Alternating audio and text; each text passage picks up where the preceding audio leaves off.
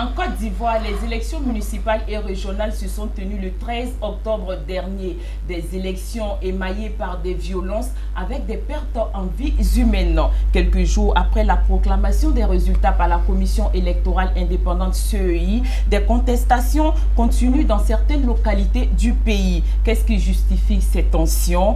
Quel bilan en fait la société civile et quelles solutions pour retrouver un climat apaisé? Nous en parlons aujourd'hui dans notre émission Ça fait débat avec nos différents invités. Bonsoir, merci de nous suivre sur Business 24 Africa.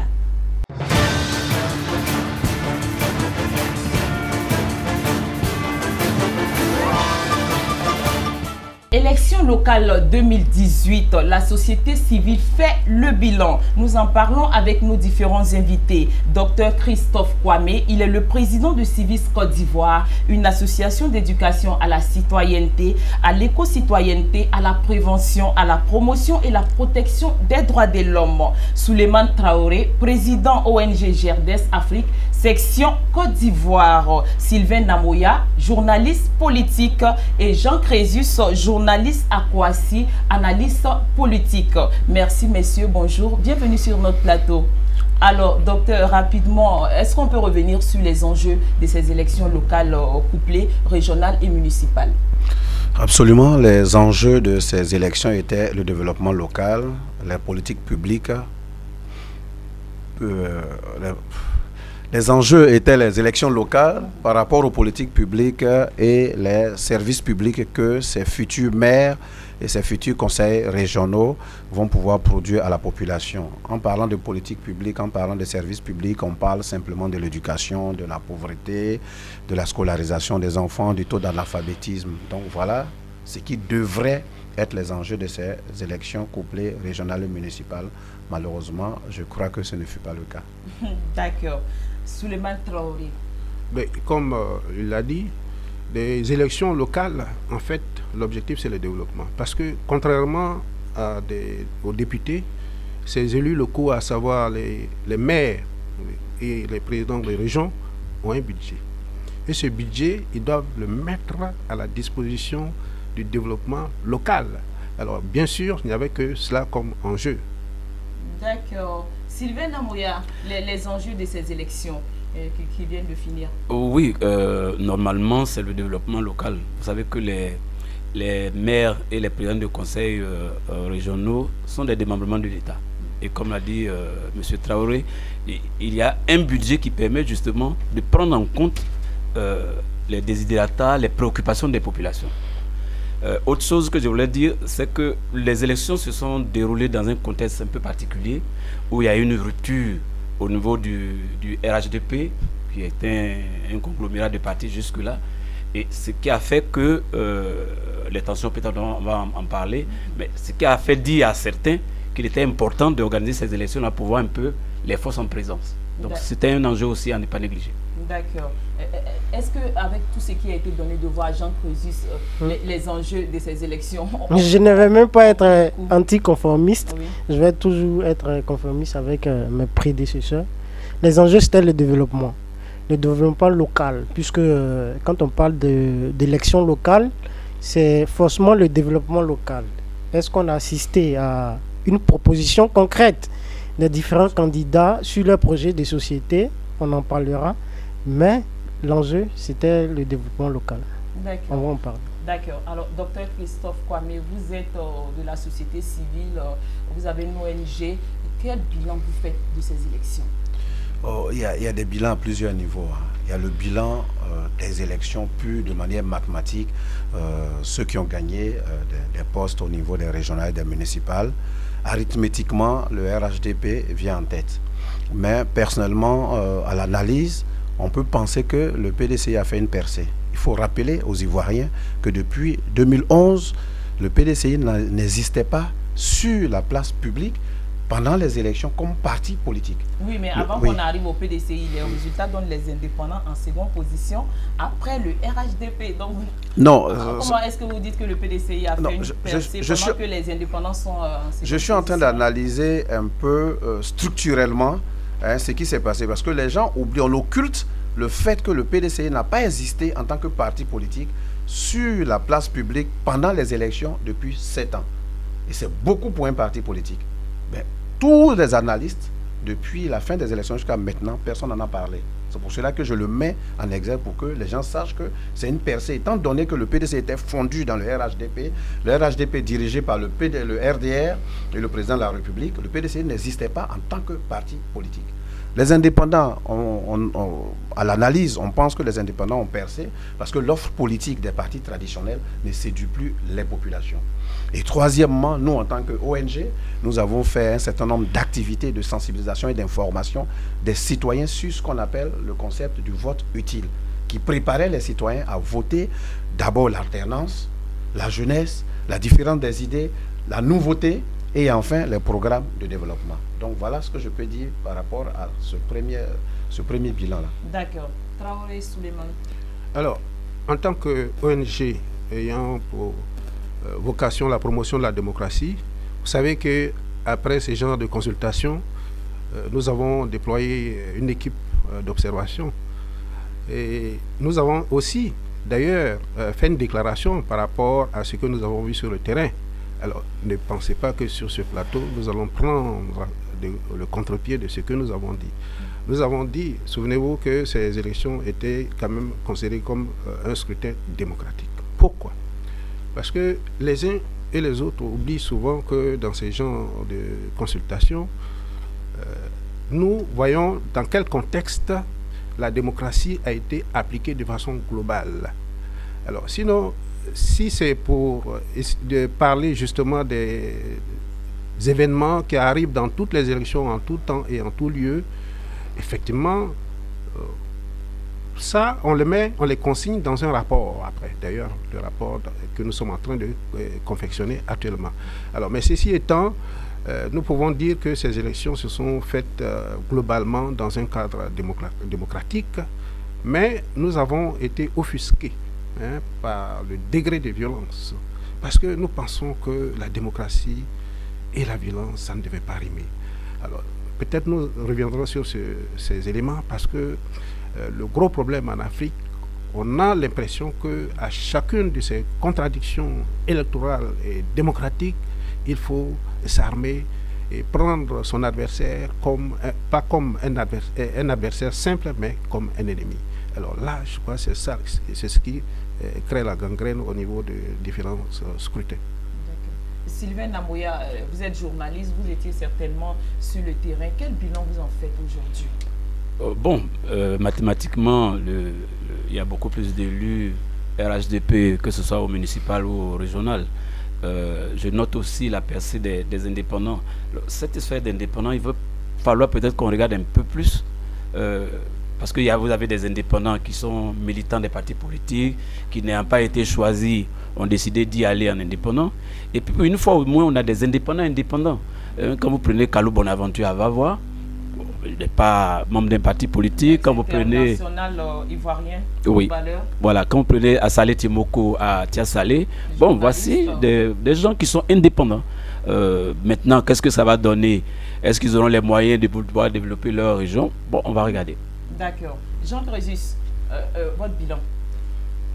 Le bilan des élections locales, couplées régionales et municipales, 2018. Le bilan que je fais, à mon niveau, peut-être je vais prendre en contre-pied tous mes prédécesseurs, c'est regrettable. Un bilan qui est regrettable. Pourquoi? Parce que, contrairement à ce que mon voisin immédiat a dit, le président d'ONG, le PDCI existait bel et bien depuis 7 ans. Voilà. Et c'est dernièrement qu'on a vu une certaine discordance entre le PDCI et son parti allié, le RDR. Donc, le PDCI n'a pas cessé d'exister. Le PDCI existait bel et bien. Voilà. Et ces élections locales nous ont montré, en réalité, que c'était un véritable test pour 2020. Parce que, en réalité, c'est parce que le PDCI était en discordance avec son parti, enfin son allié qui est le RDR, qu'on a assisté à ce genre de choses. les indépendants, parce que quand on fait l'arithmétique dont ils ont parlé, le RHDP vient en tête avec 92 élus au municipal, 56 pour les indépendants et 50 pour le PDCI. Les indépendants, ils sont de différents partis politiques. Il y en a qui n'ont pas de parti politique, mais en réalité, les indépendants, ils sont soit du RDR ou du PDCI. Voilà. Et ces élections nous ont permis de voir que non seulement le premier niveau ou bien le premier enjeu, c'est ce que la population veut en tant que projet ou en tant que offre politique. Quand on voit la percée des indépendants, on sait. Et justement avec le taux de participation à ces élections, on voit que la population veut un changement. Un changement qui est véritablement notable. Et on va en parler. D'accord, ok. Docteur, si on vous demandait, vous n'allez pas revenir sur ce qu'il vient de dire, c'est son point de vue. Je vous ai vu tout à l'heure réagir. Si on vous demandait de certifier ces élections? Alors, premièrement, oui. On dira globalement que c'était des élections démocratiques, ouvertes. La transparence, il y avait quelques soucis, et l'intégrité, il y avait quelques soucis. C'est les 4 éléments qui permettent aux observateurs indépendants, aux ONG de certifier une élection démocratique et ouverte, parce que la majorité des gens qui voulaient être candidats, en tout cas à notre connaissance, ont pu être candidats. Démocratique, parce que les gens ont pu battre campagne jusqu'à une certaine limite. Moins transparente, parce que des informations n'étaient pas sues de certains candidats, de certaines ONG, comme le problème du sticker. Je ne remets pas en cause le fait que la CEI nous dise que depuis 2016, il n'y avait pas de sticker. J'ai dit simplement que l'information n'était pas partagée de tous. Moins sur la transparence par rapport au stylo, à l'encre marqueur. Les stylos ne marchaient pas. Moins transparente par rapport aux machines, aux tableurs qui ne marchaient pas. Un peu moins de transparence encore parce que des présidents de bureaux de vote et des présidents de lieux de vote n'avaient pas certaines informations basiques sur le déroulement. Maintenant, quand on a dit cela, par rapport à l'intégrité, tout le monde a vu le rodéo des urnes qui sont parties du plateau à Angré. Et ça agit sur l'intégrité du vote, parce qu'un vote doit pouvoir être tracé. Et donc la bataille du sticker était une bataille d'intégrité. Et les municipales et les régionales, si vous avez suivi toute l'information de la CEI à la RTI, c'était de nous dire que vous n'avez pas à craindre la CEI centralisée, c'est-à-dire le bureau du président Bakayoko, mais les résultats seront donnés sur place. C'est comme ça que nous avons profité pour lancer notre concept « Je vote, je reste » avec l'article 39 pour dire aux citoyens ivoiriens de s'armer de smartphones pour pouvoir prendre des photos et balancer. Mais le fait de déplacer des urnes a agi sur l'intégrité. Voilà un peu les 4 éléments sur lesquels je peux certifier ces élections. D'accord. En tout cas, merci beaucoup. C'est clair. Souleymane Traoré, une certification de ces élections venant de l'ONG GRDS. Alors, certifier ces genres de scrutin, en fait, souvent, les gens confondent ce que l'on appelle des irrégularités et aussi ce que l'on appelle des fraudes. Hein. Alors, il y a fraude lorsqu'il y a une intention de frauder le scrutin. Il y a au niveau des irrégularités, il peut y avoir une mauvaise formation, il peut y avoir une méconnaissance des règles qui régissent le scrutin, par exemple. Ce n'est pas souvent volontaire. Alors, mais ce qui, souvent, ce que nous constatons au niveau de la population, et lorsqu'il y a ces genres de situations, ils pensent toujours à une fraude. Ça, c'est dur. Mais on constate aussi, et c'est ce qui est malheureux, que ce soit du camp de l'opposition ou bien des gouvernants, alors tout le monde, effectivement, a une propension à la fraude. Ben, est-ce qu'ils arrivent à leur fin? Parce qu'avec tout ce qu'on met comme armada actuellement au niveau de ces scrutins, bien sûr, on ne va pas dire que d'autres n'y arrivent pas, mais c'est de plus en plus difficile. Et ça montre aussi une certaine limite des méthodes anciennes que nous utilisons depuis longtemps pour, n'est-ce pas, observer ces élections, que ce soit ici ou ailleurs. Nous pensons honnêtement qu'au niveau des intrigues aujourd'hui, au jour d'aujourd'hui, il faut repenser justement ces façons d'observer les élections. Il faut adapter en fait l'observation électorale aux normes technologiques aujourd'hui. Et nous y travaillons. Nous pensons que d'ici bientôt, nous allons montrer à la population ce que nous avons déjà préparé dans ce sens. D'accord. Sylvain Namouya, une certification. Bon, moi je m'étonne qu'en 2018, il y a encore autant d'irrégularités. Je me l'explique difficilement. Vous voyez, outre la violence, parce que là, maintenant, on y est habitué, c'est comme si en Côte d'Ivoire, on ne peut pas faire d'élection sans violence. Je ne sais pas comment arrêter cela. Mais à San Pedro où j'étais, il y a des gens qui sont venus, des électeurs qui sont venus, mais d'autres personnes, d'autres électeurs ont déjà voté à leur place. Ils avaient leur carte.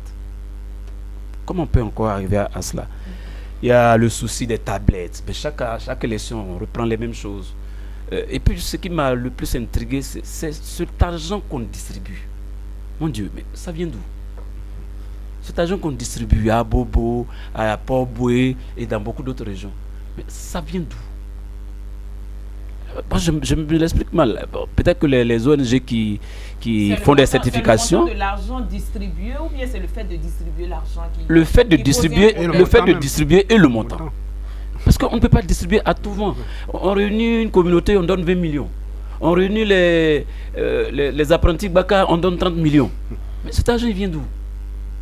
Il vient d'où? Il faut qu'il y ait une traçabilité. Il faut qu'on, à ce niveau aussi, bon, les journalistes que nous sommes, les ONG qui font des rapports, puissent nous faire des rapports aussi pour nous dire exactement combien on a mis dans la campagne. Aux États-Unis, à un moment donné, vous êtes obligé de dire voilà ce que j'ai dépensé. Si ça ne rentre pas dans le cadre légal, ben, on vous poursuit. En France aussi. En France aussi. Oui. Voilà. Il va falloir que ça arrive ici, comme on aime bien citer la France.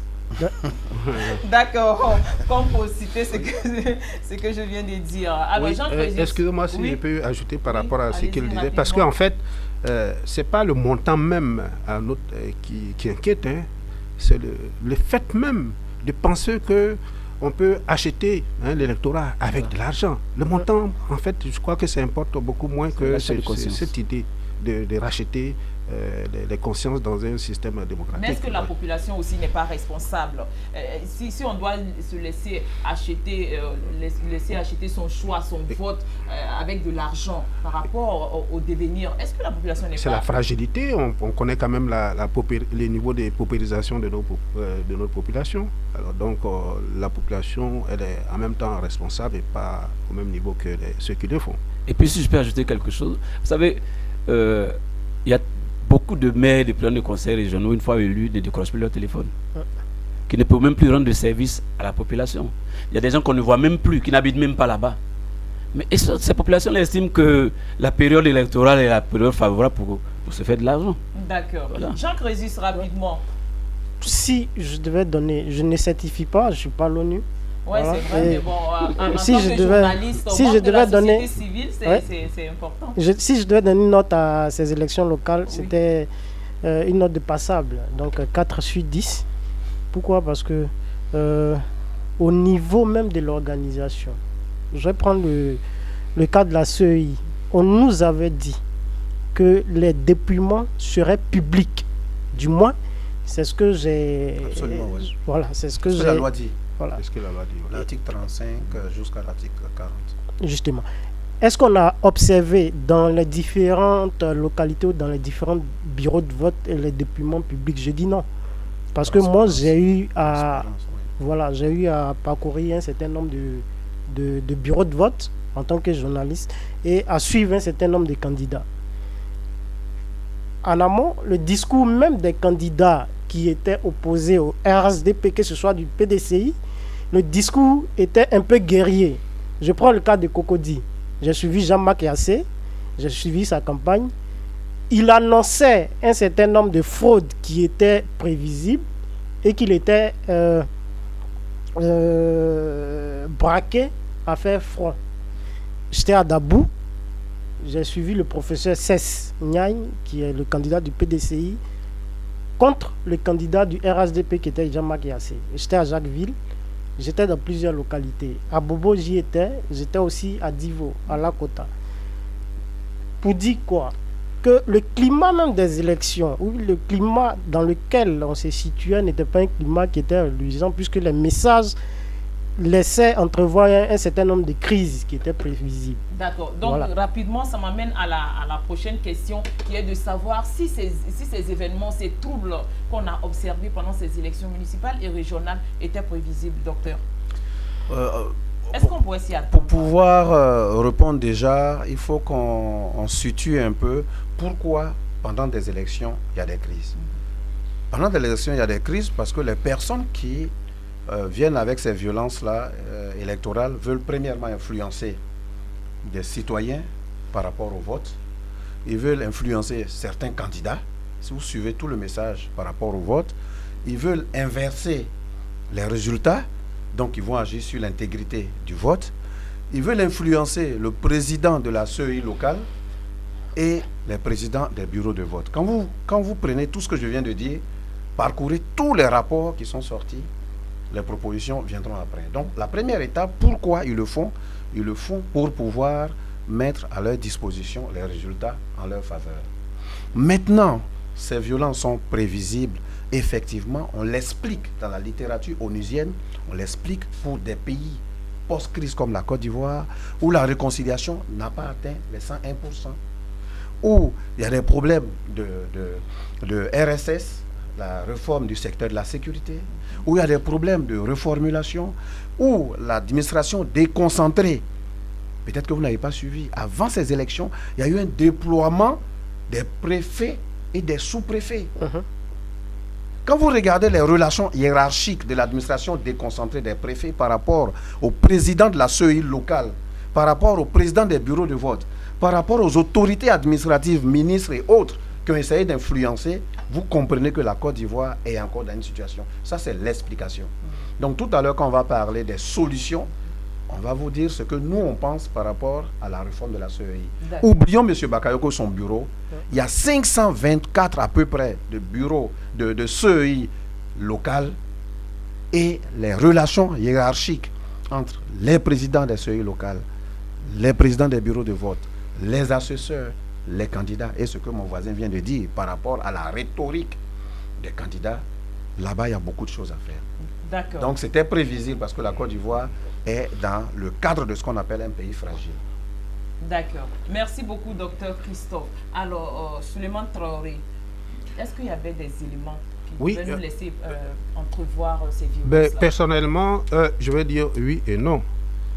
Oui, parce que, comme vient de dire le frère Christophe, en fait, la Côte d'Ivoire est toujours dans une situation post-crise. Ça veut dire qu'on n'a pas encore évacué, en fait, ce contentieux. Mais en deuxième lieu, pourquoi nous savions qu'il y aurait des étincelles pendant ce scrutin?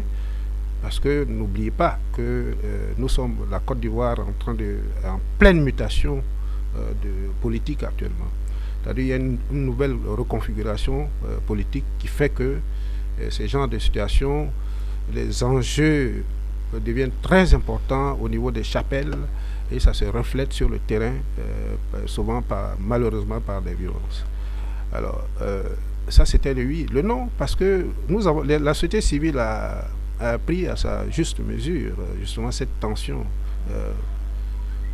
préélectorale. Et elle a déployé toute une batterie de personnes pour chercher à sensibiliser la population. Donc c'est pour cette raison que quelque part nous avions confiance en nos compatriotes et qu'ils allaient prendre justement ces conseils à leur juste valeur et puis faire en sorte qu'il y ait des élections apaisées. Mais hélas, comme on le dit, 1000 fois hélas. D'accord. Sylvain Namouya. Oui, quand vous regardez un peu la chronologie des faits, ça se comprend. Le 3 mai, dans une interview à Jeune Afrique, le président Ouattara dit clairement qu'il peut être candidat à un troisième mandat. Le 17 juin, le bureau politique du PDCI... une position qu'il a clarifiée après. Oui, d'accord, mais au moins il a dit. Donc, parce qu'il y a la réaction qui suit. Oui. Voilà, dès qu'il le dit, tout le monde est braqué. On dit, ah, on avait pensé qu'il n'avait pas candidat. Maintenant, s'il le dit à Jeune Afrique, c'est qu'il est en train de préparer les esprits. Le bureau politique, du 17 juin, décide d'examiner les textes du Parti unifié en 2020. Le président a dit que c'est inadmissible. Le 3 juillet, la sortie officielle sur les traces de Fauboigny, de Adjumani, qui la composante de la plupart des ministres sont supposés être des ministres PDCI au gouvernement. Alors, le 4 juillet, le gouvernement est dissous. Le 16 juillet, c'est l'AG constitutif du RHDP unifié, sans le PDCI. Le 8 août, retrait du PDCI du RHDP. Vous voyez, c'est comme si, quand tu suis la chronologie des faits, c'est préparé. Et tout ça, ça mène l'attention. Et puis en 2020, tout le monde parle de 2020, comme si la Côte d'Ivoire allait s'arrêter en 2020. Donc, les esprits aussi se préparent à ça. On se dit en 2020, il va y avoir des élections. Et plus on approche 2020, et plus les gens sont tendus, surtout avec le discours des hommes politiques. On n'est pas à l'abri. D'accord. Ok. Alors, rapidement, Jean-Eudes. Jean Crésus. Oui. Rapidement. La question. Oui, c'est quoi J'avais dressé tout à l'heure le bilan. C'était le bilan des élections. D'accord, ok. Donc, on va y aller rapidement. Alors, l'absence d'une partie de l'opposition, notamment le FPI, tendance à Aboudraman Sangaré et EDS, n'a-t-elle pas entaché quelque part la crédibilité aussi du scrutin? On pourrait dire que tout le monde n'a pas pris part au scrutin. Oui, l'absence du FPI, tendance à Aboudraman Sangaré, comme vous le dites. Oui, parce que l'autre tendance à diriger par Finguessa. Oui, on le sait, tout le monde le sait. Oui, l'absence d'un parti politique ne peut pas entacher la crédibilité d'une élection. Peut-être on pourrait mener la réflexion autrement pour dire, est-ce que l'absence de la partie radicale du FPI, les Baboriens, comme on les appelle, n'a pas été un élément déclencheur, peut-être soit du taux d'abstention, ou en fait, parce qu'ils ont appelé en réalité à ce que leurs électeurs ne votent pas. Et moi, j'ai eu certainement l'occasion de pouvoir suivre les différentes conférences de presse d'Aboudraman Sangaré de la tendance FPI qu'il dirige. Et ils ont justifié leur position pour dire quoi? Que selon le discours du chef de l'État, Alassane Ouattara, le 6 août dernier, il avait annoncé la réforme de la CEI avant les élections locales du 13 octobre dernier. Et se basant sur ce discours, eux, en tant que FPI Aboudraman Sangaré, souhaiteraient participer aux élections locales. Donc ils s'attendaient, à la réforme de la CEI, 2 à ce que les listings, je veux dire, électoraux soient revus, et puis au redécoupage de différentes circonscriptions. Voilà, c'était leur condition.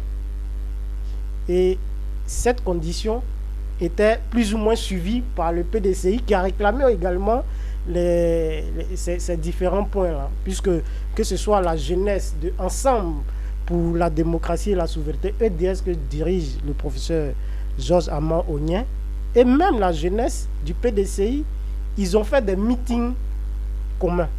Ils ont fait des conférences de presse conjointes pour réclamer ces différents points. Mais on a remarqué que le PDCI est allé aux élections selon ce que Djikaoué, le secrétaire exécutif, a expliqué. Voilà. Maintenant, si l'absence de la participation du FPI, tendance à Aboudraman Sangaré, devait crédibiliser une élection, je dis non. Parce qu'eux, ils sont restés tous dans la logique de boycott. Boycott ou boycotter, je ne sais pas. Mais ce qui est sûr, c'est qu'ils ont boycotté. Et ils ont justifié le boycott. Voilà, ils ont avancé des arguments qui leur est propre. Alors, docteur Christophe. Alors, nous, on a une posture simple. Civis Côte d'Ivoire est une association citoyenne et l'idée qui est derrière tout cela, c'est que la démocratie, la toute jeune démocratie, le bébé démocratique de la Côte d'Ivoire évolue. Donc, dans notre posture à nous, on pense que la crédibilité d'une élection dépend de tout un processus, de l'inscription sur les listes électorales jusqu'à la proclamation des résultats, en passant par les réclamations. C'est tout cela qui donne la crédibilité à une élection.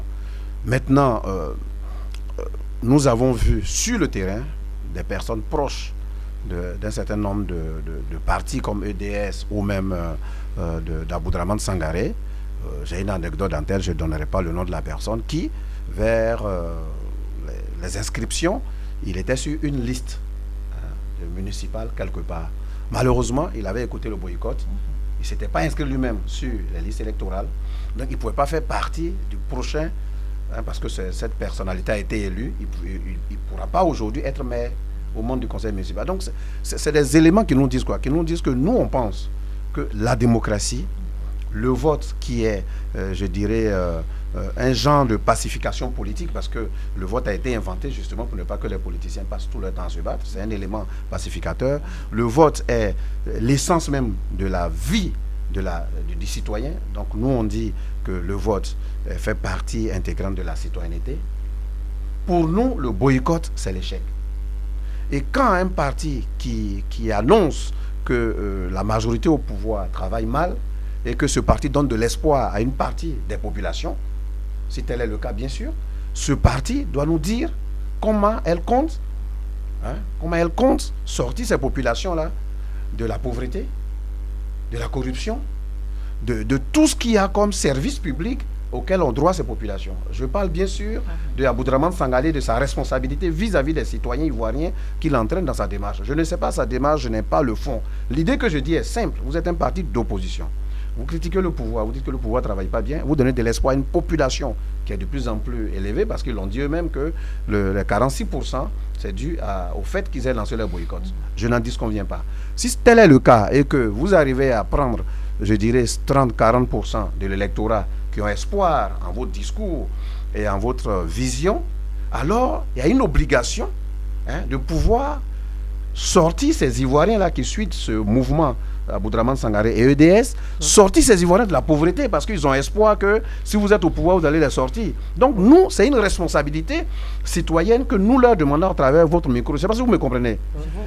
Voilà, donc aujourd'hui, tous ces citoyens qui suivent Aboudraman Sangaré et EDS, ces citoyens qui sont dans la pauvreté, ces citoyens qui sont dans la corruption, ces citoyens qui veulent avoir de l'eau courante facilement, qui veulent avoir à manger, qui veulent sortir de là où ils sont, ces citoyens qui ont l'espoir aujourd'hui, moi, Kwame Christophe, de Civis Côte d'Ivoire, j'appelle M. Aboudraman Sangaré, j'appelle le professeur Wonien, de nous dire, tous ces citoyens qui ont l'espoir là, comment ils comptent diriger ce pays et amener ce pays vers plus de richesse, moins de corruption, pour que ces citoyens qui ont l'espoir, qui attendent depuis 7 ans là, on puisse leur donner une solution. D'accord. Alors, en fait, sur la question. Oui, rapidement. Par rapport à ce que mon voisin vous voyez lever la main tout à l'heure. Voilà, justement. Il faudrait qu'on soit un peu, je dis modéré sur la question de la participation du FPI tendance à Aboudraman Sangaré aux élections. Moi, j'ai essayé de tourner la question à plusieurs niveaux. On est d'accord que les élections locales, c'est pour le développement, et tout le monde le sait. Je ne pense pas que Aboudraman Sangaré puisse occulter ce fait-là. Et je suis de ceux qui ont réclamé que la tendance FPI Aboudraman Sangaré devait participer aux élections. Pourquoi? Parce que c'était l'occasion ultime pour eux de pouvoir montrer ou démontrer leur majorité vis-à-vis non seulement d'Afi N'Guessan et vis-à-vis aussi du pouvoir en place. Ils ont dit qu'ils souhaiteraient participer aux élections selon les conditions qu'ils ont données, oui, qui étaient trucs. Mais au-delà de ça, on a vu également que les élections étaient entachées de violence. Est-ce que si la tendance à Aboudraman Sangaré participait aux élections, le pouvoir en place, ou je veux dire la communauté internationale, ou l'opinion même publique ou nationale, soit-elle, n'allait pas mettre cette violence-là au bénéfice du FPI, qui est réputé être radical, le FPI Aboudraman Sangaré. Maintenant, au-delà même de cette position, n'occultons pas aussi le fait qu'il y a actuellement un procès à la haie. Le procès Laurent Gbagbo et Blé Goudé. Le 12, il y aura la réouverture de ce procès. D'accord. Non, je finis rapidement. Oui, est-ce que, en participant aux élections et qu'il y ait des violences, est-ce que cela ne va pas impacter sur le procès? Parce que, quoi qu'il en soit, la partie du FPI... dirigés par Boudama Sangaré ont leur, ont leur tête ou leur idée à la haie. Il ne faudrait pas que... Je vous prie, je réponds rarement sur les débats que je fais. Quand vous vous proclamez homme politique, vous devenez un débiteur d'obligations. Quand vous proclamez que vous êtes citoyen, vous êtes détenteur de tous les droits. Ça, c'est la logique républicaine. Ouais. Si M. Aboudraman Sangaré, le professeur Wonien sont des hommes politiques, ils se mettent dans le cadre de débiteurs d'obligations et ils doivent satisfaire à la vie primaire des citoyens. C'est ce que je dis. Ouais. Si le jour où moi je ne suis plus ONG et que je décide d'être un homme politique, que je donne ma vision, la première chose de l'existence d'un homme politique du président de la République actuelle, c'est le bien-être des citoyens ivoiriens. Je veux que sur ces basiques-là, c'est ce que nous enseignons, l'éducation à la citoyenneté, c'est de ça que je suis en train de parler. Si on est d'accord sur le fait que, quand je décide d'être homme politique, je suis élu pour rendre les citoyens heureux, donner du bien-être, de la sécurité, aller à l'école et tout ça, si on est d'accord sur ça, tout le reste passe. Mais je conclue, juste 30 secondes. Oui. Mais ce qui arrive souvent en Côte d'Ivoire et que tout le monde est en train de déplorer, c'est que les hommes politiques même, parce que nous l'avons vu pour les régionales, les municipales, nous étions obligés de faire une activité pour montrer avec l'aide du ministère de l'Intérieur, la Direction générale de la décentralisation et du développement local, montrer quelles étaient les futures missions des candidats. Des candidats nous ont approchés, ils sont candidats et ils ne savent même pas que le maire n'a rien à voir avec les grandes infrastructures dont il parle. Que ça se situe au niveau des régions. Donc, ce que je veux dire aujourd'hui est clair. Un homme politique ivoirien qui veut être président de la République, qui dit qu'il est dans l'opposition, nous, on attend de lui en tant que citoyen qu'il améliore nos bien-être. Tout le reste n'est que autre chose. D'accord. Alors, on va donner rapidement la parole à l'autre côté. On va partir avec Sylvain Namoya. Sylvain Namoya, l'absence du FPI, Tendance Sangaré et EDS, est-ce que ça a entaché pour vous la crédibilité de ces élections-là? Non, parce que même s'il y avait deux personnes qui avaient voté, les élections seraient validées. Et puis la politique de la chaise vide n'a jamais rien payé. Jamais. En 2000, le RDR a décidé de ne pas aller aux législatives. Les législatives se sont faites. Et après les municipales, le gouvernement a décidé de financer les partis politiques. Mais le RDR était exclu. Il a fallu que Bédier demande à Gbagbo en son temps de tenir compte du RDR qui venait de remporter les municipales en 2002. Pour qu'il soit pris en compte par la loi sur le financement des partis. Donc si demain, parce que depuis la crise post-électorale, toutes les élections qui ont eu lieu jusque-là, le FPI Tendance, Abdoulaye Sangaré n'a jamais participé. Mais la Côte d'Ivoire se fera sans eux. Hélas. Est-ce que vous pensez que la Côte d'Ivoire peut se faire sans une partie? Bon, c'est un peu trop dire parce que, en fait, nous disons que la démocratie, on le chante tout le temps, c'est la gouvernance du peuple par le peuple pour le peuple. Alors, ça ne peut pas se faire avec une partie du peuple. Mais ceci étant, pour revenir directement à votre question, vous avez posé la question selon laquelle est-ce que l'absence d'une partie du corps de l'opposition peut en fait impacter la crédibilité de l'élection? Eh bien, je crois, comme vous avez constaté, tout le monde a dit non. Et je le dis encore non. Pourquoi? Parce que il faut comprendre que ce genre de situation peut à la limite impacter ce qu'on appelle la légitimité de celui qui remporte le scrutin, mais en aucun cas la crédibilité. Et comme certains l'ont reconnu ici, la politique de la chaise vide, nous avons toujours fait de cela un combat. Parce que moi, je ne peux pas comprendre. Souvent, ça nous fait rire. On a l'impression que c'est une contradiction vis-à-vis de nos hommes politiques. Vous êtes dans un système que vous dénoncez. C'est pour ça que vous êtes dans l'opposition. Alors, parce que nous n'aimons pas ce que ce parti fait, alors nous n'allons pas au scrutin. Or, c'est en allant au scrutin que vous pouvez justement changer le système qui prévaut. Alors, c'est cette contradiction que nous ne comprenons pas, et ce n'est pas seulement ici au niveau des hommes politiques. Souvent, ça nous intrigue. On ne sait pas comment mettre les persuader sur ce système qui est contradictoire aux règles élémentaires même de la démocratie, puisque la démocratie, c'est aussi l'alternance.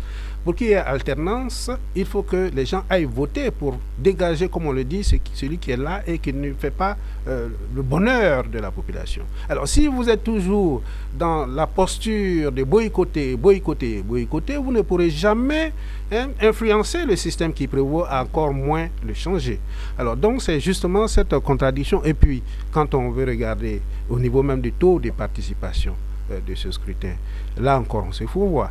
Parce qu'en tant que démocratie, quand on parle de scrutin inclusif, c'est par rapport à un élément qu'on appelle le taux de participation. Alors, si vous prenez le scrutin par rapport au niveau du taux de participation qui prévaut, alors je crois que les chiffres sont là. Alors, le taux de participation, c'était dans l'ordre de 36%. Donc, pour ce scrutin. Alors, mais quand vous regardez de façon rétrospective, mais c'est la moyenne des taux de participation des élections locales dans nos pays, et à savoir dans le monde entier. Alors, donc, ça veut dire quand on regarde, ça veut dire que l'absence de cette formation politique n'a même pas impacté sur le taux de participation moyen qui existe partout ici, dans tous les temps et ailleurs aussi, par rapport à ce genre de scrutin d'élections locales. Alors donc, c'est pour ça qu'il faut que nos politiques se ressaisissent encore par rapport à cette politique de chaise vide qui devient une sorte de chose la plus partagée. Parce que comme l'autre l'a dit tout à l'heure, et tous ont essayé, ont pratiqué à un moment donné de leur existence justement cette pratique. Et à leur dépend. Rapidement, oui, rapidement. Je voulais dire, puisqu'on parle de crédibilité, en regardant les chiffres, j'ai vu des maires qui sont élus avec 540 voix. Ouais. Oui. Comme il y en a qui sont élus avec 100 000 voix. Est-ce que ça change quelque chose? Ils sont tous les maires. Voilà. Le fond de ma pensée. Même le président Gbagbo, je me rappelle, pour parler de ce genre de situation, a dit ceci un jour que je me rappelle bien. Elle dit que c'est pas la Miss Côte d'Ivoire n'est pas la plus belle fille de la Côte d'Ivoire. C'est clair. Merci beaucoup. Alors, il y a une volonté quasi générale de voir Youssouf Bakayoko, qui est le président de la commission électorale indépendante, céder son fauteuil. Quelle est votre position sur cette revendication récurrente, Dr Christophe? Personnellement, je pense que le débat sur la vie publique ivoirienne et particulièrement la vie politique ne doit pas se concentrer sur les personnes. Nous avons eu un problème de la CEI. La société civile a demandé à la Cour africaine des droits de l'homme et a obtenu un arrêt. Le président de la République avait annoncé de faire la réforme qu'il a reportée en 2019. Je pense que, premièrement, nous devons nous en tenir là. Mais pour la réforme, nous disons que les gens sont trop focus sur la personne de Youssouf Bakayoko et de son bureau. Tout à l'heure, je l'ai dit, au niveau de la réforme de la CEI, il ne faut pas qu'on occulte le débat de fond. Et dans le débat de fond, il y a un élément dont tout le monde parle, qui est l'article 9 du Code électoral, qui n'est pas bon. Cet article 9 permet à tout venant de convoyer des électeurs et de modifier la population résidente. Nous avons vu pour le cas du plateau où on nous dit qu'il y a 8000 résidents et qu'il y a 30 000, les journalistes démontrent 30 000 ou 40 000 inscrits sur les listes électorales. 66 000. 66 000 inscrits, 8 000 résidents et 66 000 inscrits sur les listes électorales. L'article 9, les Ivoiriens ne le connaissent pas assez, il est pire que ce qu'ils défendent. Donc cet article-là, il faut le gommer dans la réforme. Au niveau du découpage électoral, M. Sylvain Lamoya vient de parler des maires élus avec 546 personnes et d'autres qui sont élus avec 100 000 personnes. Le découpage électoral, ce qu'il faut savoir, c'est que la loi du découpage électoral est de la discrétion du chef de l'État sur proposition des préfets de région et des sous-préfets. Ça aussi, par rapport au protocole de la CEDEAO sur les élections, qui dit simplement que ce type de réforme-là doit se faire avec la majorité de toutes les parties prenantes dans la politique. J'espère que vous n'êtes pas dans les solutions. Hein. C'est pour non, tout à l'heure. Non, je ne suis pas dans les solutions. Voilà la préoccupation de plus en plus. Donc, je m'arrête là pour dire à la population que le débat sur la vie publique, ne doit pas se focaliser sur la personne de Youssouf Bakayoko. D'accord. Jean-Régis. Si. Moi, je ne suis pas d'accord avec mon voisin. Ah ben, vous pourquoi? êtes du Parce même que côté et vous n'êtes pas d'accord, malheureusement. oui, il est à ma gauche, mais je ne suis pas d'accord avec lui. Pourquoi? Parce que le débat fondamental, je veux dire, ce qui crée même la suspicion, que ce soit entre les candidats de l'opposition et même certains candidats indépendants, qu'on le dise, il y a eu un arrêt de la Cour africaine des droits de l'homme sur la question de la CEI. Le débat de la CEI transcende les frontières de la Côte d'Ivoire pour dire que la CEI là, actuelle n'est pas démocratique. La composition de la CEI avec à sa tête Youssouf Bakayoko n'est pas légale. C'est une CEI qui est illégitime et illégale. Il faudrait qu'on se le dise. Voilà. C'est une vérité absolue. Youssouf Bakayoko n'est pas habilité à être actuellement à la tête de la CEI parce que selon même les textes de la CEI et même le 2016, truc, voilà, selon les textes là, son mandat a expiré. Mais qu'est-ce qui fait qu'il est toujours à la tête de la CEI et lui et son bureau? Il faudrait que peut-être on ait des éléments de réponse pour apporter des solutions. Mais le président de la République, Alassane Ouattara, s'est engagé à réformer justement cette CEI avant les élections. Mais on réforme cette CEI-là comment? Avec à la tête, non, je finis. Avec à la tête Youssouf Bakayoko qui est dans un mandat illégitime et illégal. Rien ne le dit d'abord. Si, il y a quelque chose qui le dit, il y a l'arrêt de la Cour africaine qui le dit, et même il y a la loi sur je ne sais pas si c'est le code électoral ou quoi, qui dit que Youssouf Bakayoko n'est pas habilité actuellement, en tout cas en 2018, à être à la tête de cette CEI. D'accord. Voilà. Alors, Souleymane Traoré. Bon, en ce qui concerne la réforme de la commission électorale, je suis à l'aise. Parce que souvent, dans ce débat, les gens confondent le fond et puis la forme. Alors, pourquoi il y a un problème de forme et un problème de fond. Le problème de forme, c'est justement cet arrêt de la Cour africaine des droits de l'homme, qui intime à la Côte d'Ivoire depuis novembre 2016 de revoir la structure de cette commission électorale. Alors, mais ceci étant, nous avons été d'ailleurs l'un des premiers à dénoncer, à demander ouvertement au gouvernement de respecter justement sa signature, puisque quand même la Côte d'Ivoire a ratifié tous les textes de cet organe. Alors ça, c'est le problème de forme. Mais le problème de fond, quant à savoir l'équilibre ou le déséquilibre de cette structure, c'est là, vous savez, nous avons été les premiers à diriger, j'allais dire, la première commission électorale de ce pays en 2000. Alors, nous savons de quoi il s'agit. Nous allons vous retracer un peu globalement comment ça s'est passé très rapidement. Oui. En 2000 d'abord, il y avait la première structure qui était la commission CNE, Commission nationale électorale. Alors, quelle était l'ossature globalement? Alors, il y avait une prépondérance de la société civile et ensuite des partis politiques et aussi quelques représentants du gouvernement. Avec les élections de 2000, il y a eu une autre structure, un autre texte en 2001. Ça fait la deuxième formulation, c'est en ce moment la CNE est devenue CEI en 2001. Alors, quel était le grand changement de cette structure?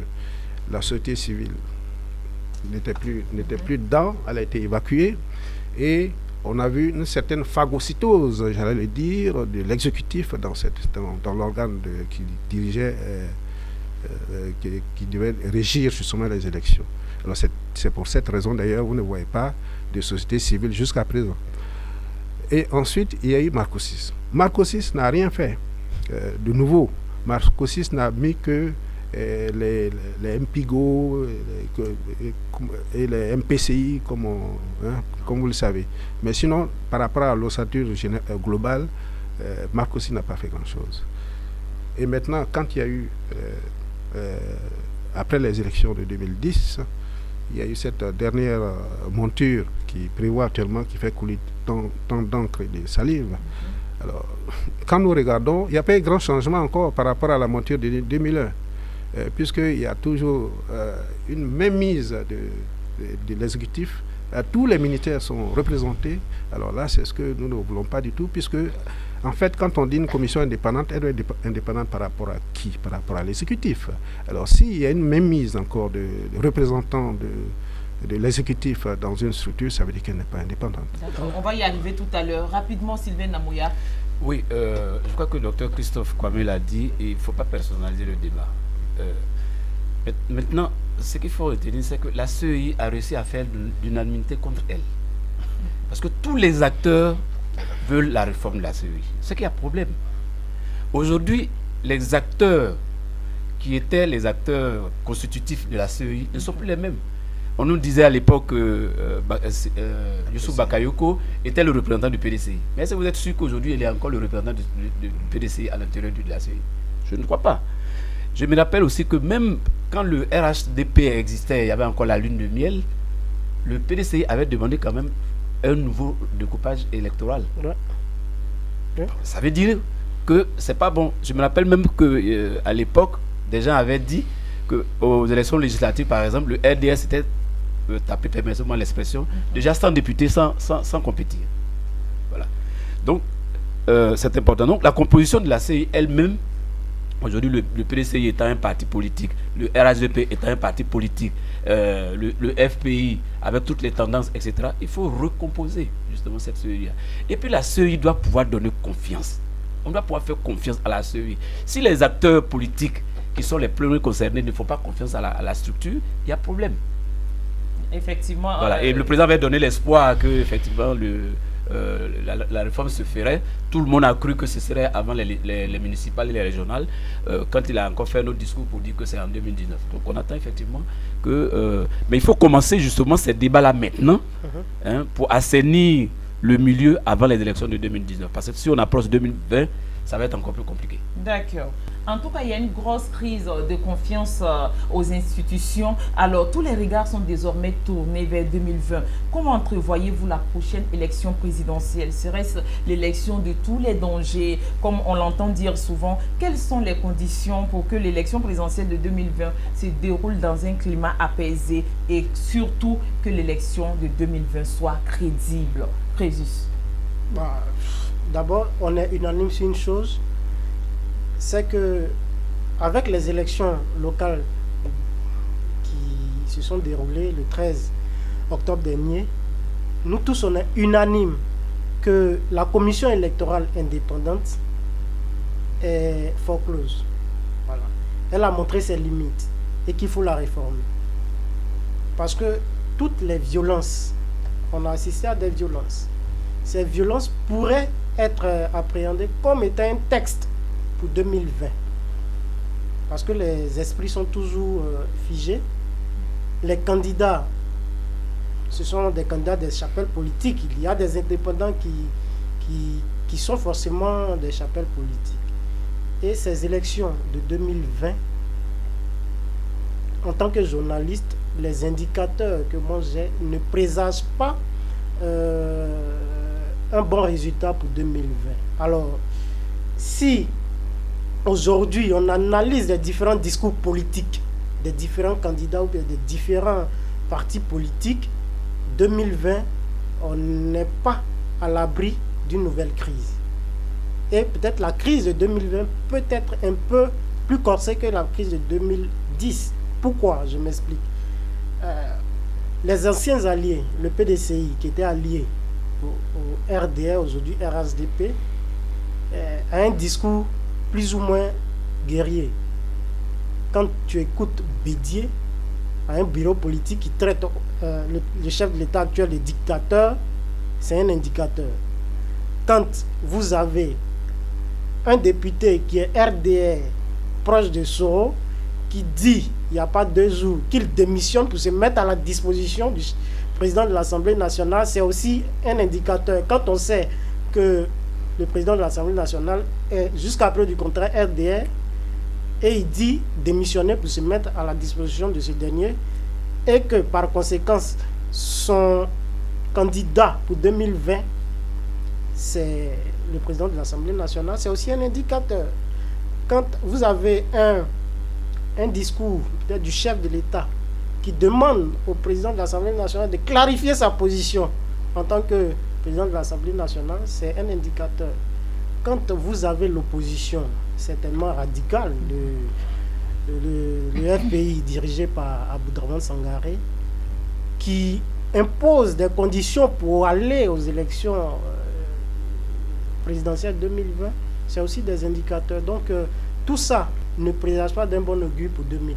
Maintenant, c'est à chacun de pouvoir analyser et sensibiliser réellement les politiques, le peuple et les journalistes pour aller à des élections apaisées.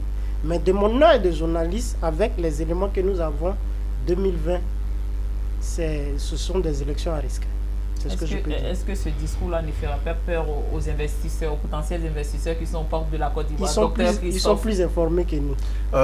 Merci. Mon voisin a déjà fait le diagnostic des différents indicateurs. Donc moi, tout de suite, je vais passer sur ce qu'il y a à faire. Nous avons deux gros volets. Le premier volet, c'est la réforme de la CEI et je dirais la réforme de tout le processus électoral. Nous avons parlé, nous tous, tantôt du bureau central qui était dominé par le parti au pouvoir, mais au-delà du bureau central, le code électoral lui-même a quelques petits défauts avec l'article 9 qu'il faut réviser pour éviter le convoyage des électeurs. Ensuite, il y a le découpage électoral. On l'a dit ici sur ce plateau que certains maires ont été élus avec 500 voix, d'autres ont été élus avec 30 000 voix et 100 000 voix. Et donc ce découpage électoral, il faut le revoir, même s'il est de la discrétion du président de la République. Il y a aussi quelque chose que nous avons dit ici, qui doit se transformer peut-être en loi. La loi limitant les budgets de campagne et pouvoir contrôler les candidats, qu'ils soient indépendants, membres d'un parti politique, sur d'où vient le montant de leurs ressources et plutôt pouvoir limiter ces ressources pour que le combat de la campagne soit un peu juste. Maintenant, quand on a fini avec la réforme de la CEI dans le fond, il va falloir maintenant passer à l'articulation des agents du processus électoral, c'est-à-dire les présidents des bureaux de vote, les présidents des CEI locales, par rapport à l'administration déconcentrée que sont les préfets, les sous-préfets, les autorités administratives, gouvernementales et militaires, leur rôle aussi, les jours des élections, avant les élections, les campagnes. Toutes ces choses-là doivent être précisées. C'est pour cela que Civis Côte d'Ivoire, dans son rapport final, demande une enquête des députés, une commission parlementaire d'enquête, parce que les commissions parlementaires d'enquête font beaucoup de suggestions dans le résumé. Par rapport à cela, il reste maintenant que tous les acteurs doivent être éduqués, ce que nous appelons éducation civique électorale. Et ça doit se faire le plus tôt possible. Et nous invitons le gouvernement ivoirien, avec l'aide des partenaires techniques et financiers, d'appuyer toutes les ONG, tous les journalistes, toutes les parties prenantes qui font de la sensibilisation et de l'éducation dès 2009, le premier trimestre, pour qu'on gagne du temps, pour que nous sauvions notre bien commun, la Côte d'Ivoire. D'accord.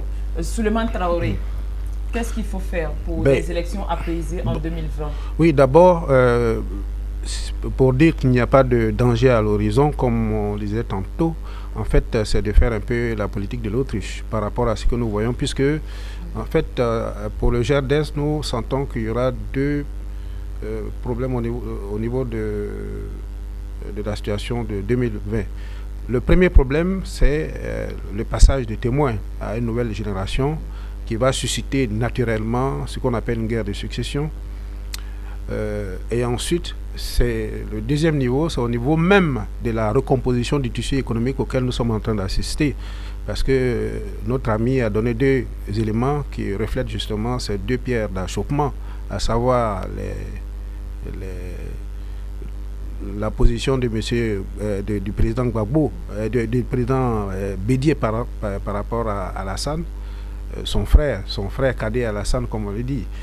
Et ensuite, au sein même des partis politiques, le fait qu'il y ait des gens déjà qui se proclament en tant que soroïstes ou bien RDR.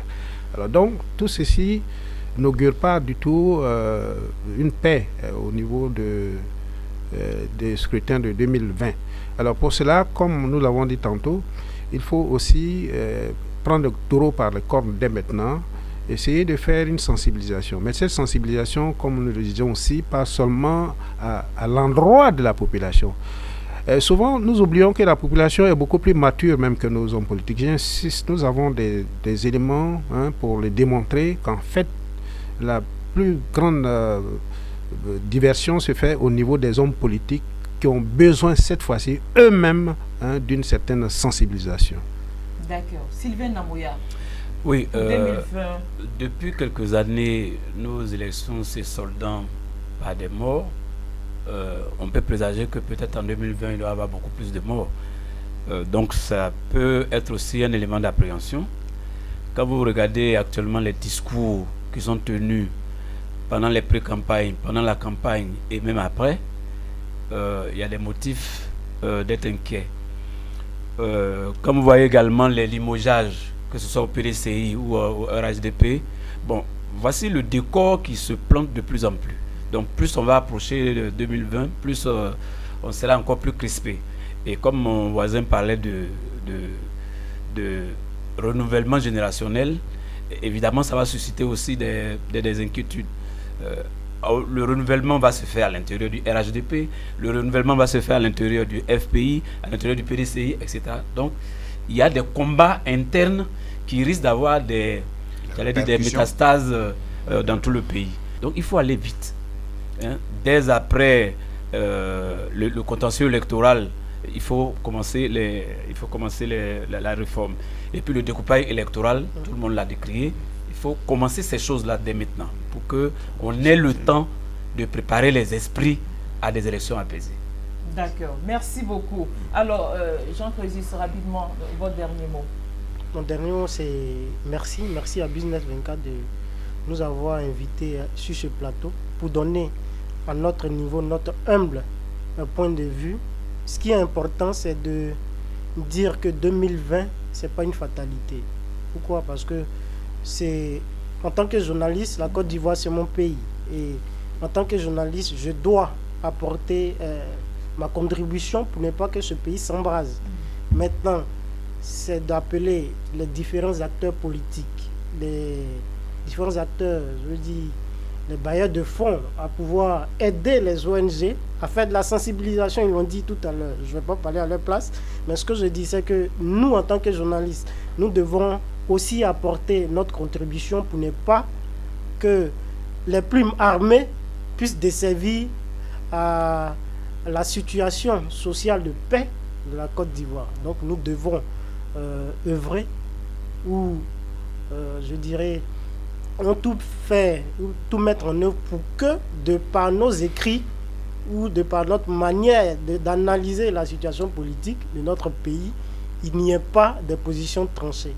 Donc merci une fois de plus de nous avoir invités. Nous sommes à votre disposition. Merci beaucoup. Le merci vous revient. Docteur Christophe Kwame, votre dernier mot. Notre posture nous fait inviter tous les citoyens à un peu plus d'engagement, à un peu plus de participation pour que 2020 ne soit pas une fatalité de crise. Parallèlement à cela, nous invitons toutes les ONG à se mobiliser comme une seule personne pour démarrer dès la fin des contentieux l'éducation civique électorale, l'éducation civique tout court, la sensibilisation, la formation des populations, des parties prenantes.